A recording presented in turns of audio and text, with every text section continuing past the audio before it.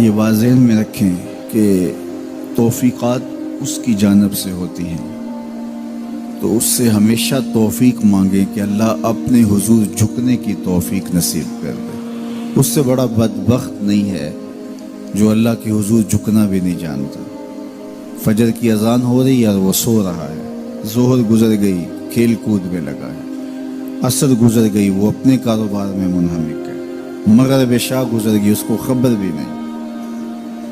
5 نمازیں 5 اوقات میں گزر گئی اور اس کا سارا وقت غفلت میں گزر گیا۔ کیسے چین کی نیند آ گئی؟ کیسا مسلمان ہے، کیسا کلمہ گو ہے؟ اللہ کے حضور سجدہ ریزی کی سارا دن توفیق نصیب نہیں ہوئی، پھر اگلا دن بھی یوں گزر گیا، زندگیاں گزر جاتی ہیں،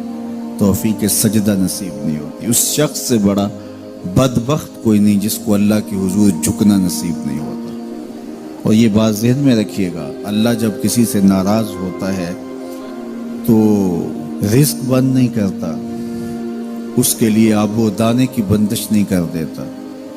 اس کی دیگر ضروریات روک نہیں لیتا، اس کو ہر کچھ بہم پہنچ رہا ہوتا ہے، لیکن اللہ کسی سے ناراض ہو سجدے کی توفیق چھین لیتا ہے۔ بندہ سمجھتا میں نماز نہیں پڑھتا، میاں تو کون ہے؟ تجھے توفیق سجدہ ہی نہیں دی جا رہی، تو نے اللہ کو ناراض کر لیا ہے، وہ تجھے اپنی چوکھٹ پہ بلاتا ہی نہیں، اپنی دہلیز پہ تمہیں حاضری کا اذن ہی نہیں دے رہا۔ تو اس سے معافی مانگو اور 5 گانا باجماعت نماز شعار زندگی بناؤ۔ اللہ کے محبوب علیہ السلام نے ارشاد فرمایا، حضرت انس رضی اللہ تعالی عنہ کی مرویات سے ہے، صحیح بخاری میں یہ حدیث موجود ہے کہ آقا کریم نے ارشاد فرمایا، ان احدکم اذا صلی ینادی ربہ، تم میں سے جب کوئی شخص نماز پڑھتا ہے تو وہ اپنے رب سے سرگوشیاں کر رہا ہوتا ہے، یہ اپنے رب سے ہم کلام ہونا ہے۔ حضرت سہل بن عبداللہ تستری کسی جنگل میں رہتے تھے، کچھ لوگ انہیں ملنے گئے تو کسی نے پوچھا واپسی پہ کہ حضرت یہاں تنہائی میں دن اور راتیں کیسے کاٹتے ہو؟ تو حضرت سہل نے کہا تمہیں کس نے کہا ہے میں تنہا رہتا ہوں؟ کہا کسی نے کیا کہنا تھا، ہم خود دیکھ رہے ہیں آپ تنہا ہیں۔ فرمایا تم نے غلط دیکھا، میرا جب اس سے باتیں کرنے کو جی چاہتا ہے تو میں نماز کے لیے کھڑا ہو جاتا ہوں، اور جب اس کی باتیں سننے کو جی چاہتا ہے تو قرآن کھول کے بیٹھ جاتا ہوں، کبھی اپنی سناتا رہتا ہوں کبھی اس کی سنتا رہتا ہوں۔ تمہیں کس نے کہا میں تنہا رہتا ہوں؟ میں تو دم دم اپنے رب کے ساتھ رہتا ہوں۔ تو جو نماز پڑھتا ہے وہ اپنے رب سے سرگوشیاں کرتا ہے، وہ اپنے رب سے بات کرتا ہے، اپنے رب سے ہم کلام ہوتا ہے۔ تو خوش نصیب لوگ جنہیں 5 گانا نماز نصیب ہوتی ہے، اور پھر اگر اس کے آداب کی رعایت کے ساتھ نصیب ہو، نماز پڑھنے کا جو انداز ہے وہ نصیب ہو جائے، جیسا کہ حدیث احسان میں ہے، جبریل امین نے حضور سے کچھ سوال کیے تھے، ان میں سے ایک سوال تھا حضور احسان کیا ہے؟ تو فرمایا تو اپنے رب کی عبادت اس طرح کرے کأنک تراہ، گویا تو اسے دیکھ رہا ہے، یہ تیری کیفیت ہو کہ تو اپنے رب کا دیدار کر رہا ہے۔ اللہ اکبر۔ حضرت سیدنا علی المرتضیٰ رضی اللہ تعالی عنہ سے کسی نے پوچھا کہ جس رب کی عبادت کرتے ہو کبھی اس کو دیکھا بھی ہے، کبھی اس کیفیت سے بھی گزرے ہو؟ تو فرمایا لم اعبد ربا لم اراہ، جب تک دیکھتا نہیں سجدہ ہی نہیں کرتا۔ تو اپنے رب کی عبادت ایسے کرو کہ تم گویا اسے دیکھ رہے ہیں، اور اگر یہ کیفیت تمہاری پیدا نہیں ہوتی تو کم از کم اس کیفیت میں آؤ کہ تمہارا رب تمہیں دیکھ رہا ہے۔ اور یہ تصور بھی کون سا کم ہے کہ میرا مالک مجھے محبت کی نگاہ سے دیکھ رہا ہے، اس تصور میں سرشاری طاری ہو جاتی ہے کہ میرا مالک مجھے دیکھ رہا ہے۔ تو وہ انتہائی کیفیت ہے کہ اپنے رب کی عبادت اس طرح کرو کہ گویا تم اسے دیکھ رہے، اور اگر وہ کیفیت طاری نہیں ہوتی تو اس کیفیت میں ڈوب جاؤ کہ وہ تمہیں دیکھ رہا ہے۔ اگر یہ کیفیت بھی نصیب ہو جائے تو نماز کی لذت نصیب ہو جائے، نماز کا سرور نصیب ہو جائے، نماز کا حظ پیدا ہو جائے۔ میں نے ایسے لوگ بھی دیکھے ہیں مسجد کی ہمسائیگی میں ہوتے ہیں، نماز کی توفیق نہیں ہوتی۔ بعض اوقات یہ دیکھنے میں آتا ہے کہ کوئی جنازہ ہو جاتا ہے تو ظہر کے بعد جنازہ ہے، عصر کے بعد جنازہ ہے، تو گھر بالکل مسجد کے قریب ہے، تو ظہر کے بعد میت اٹھائی جائے گی، تو سب وضو سے ہوتے ہیں، تو نماز کا وقت ہوا تو سب مسجد میں چلے گئے کہ نماز پڑھیں، اس کے بعد جنازہ اٹھائیں گے، اور بے نمازی ادھر ادھر گلیوں میں منہ چھپاتے پھر رہے ہوتے ہیں، وضو بھی کیا ہوا ہے رسمن،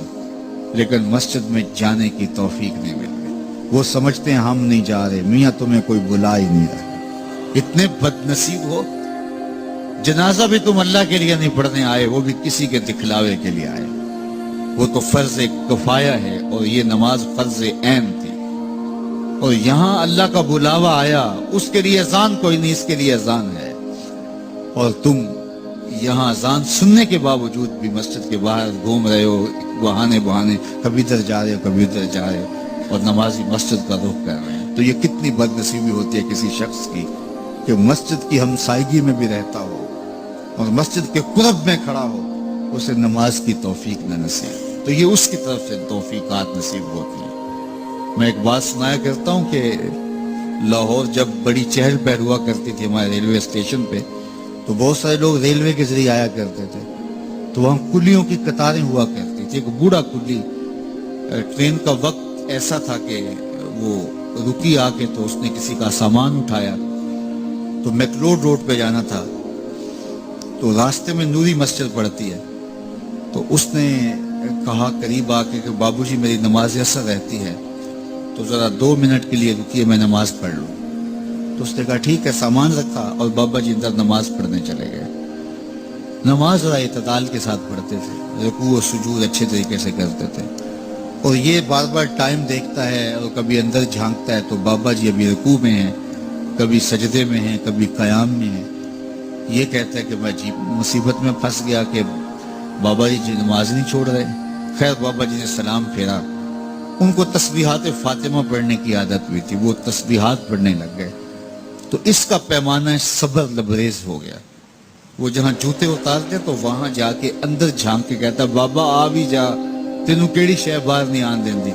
تو بابے نے یوں پلٹ کے دیکھا اور مسکرا کے کہا پتر جڑی شے تینوں اندر نہیں آن دین دی، وہ نہ بلائے تو بندہ قرب میں بھی کھڑا ہو تو اندر نہیں جا سکتا۔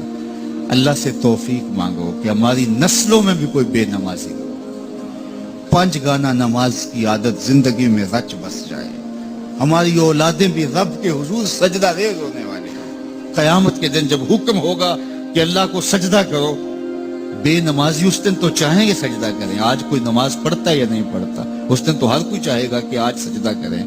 لیکن بے نمازی چاہے گا کمر اکڑ جائے گا، سجدہ کر نہیں سکے گا۔ قرآن بتاتا ہے کچھ لوگ جہنم کی طرف دھکیل کے لے جائے جا رہے ہوں گے، ان کو کچھ لوگ پوچھیں گے ما سلککم فی سقر، تم جہنم کو کیوں جا رہے ہو، تو وہ کہیں گے لم نک من المصلین، ہم نماز نہیں پڑھا کرتے تھے۔ تو 5 گانا نماز یہ زندگی میں شامل کر لو، کبھی بھی نماز قضا نہ ہونے پائے، قیامت کے دن بے نمازی کو اللہ دشمنان خدا کی صف میں کھڑا کر دے گا، جہاں نمرود کھڑا ہوگا، جہاں فرعون کھڑا ہوگا، جہاں حامان کھڑا ہوگا، جہاں قارون کھڑا ہوگا، جہاں دشمنان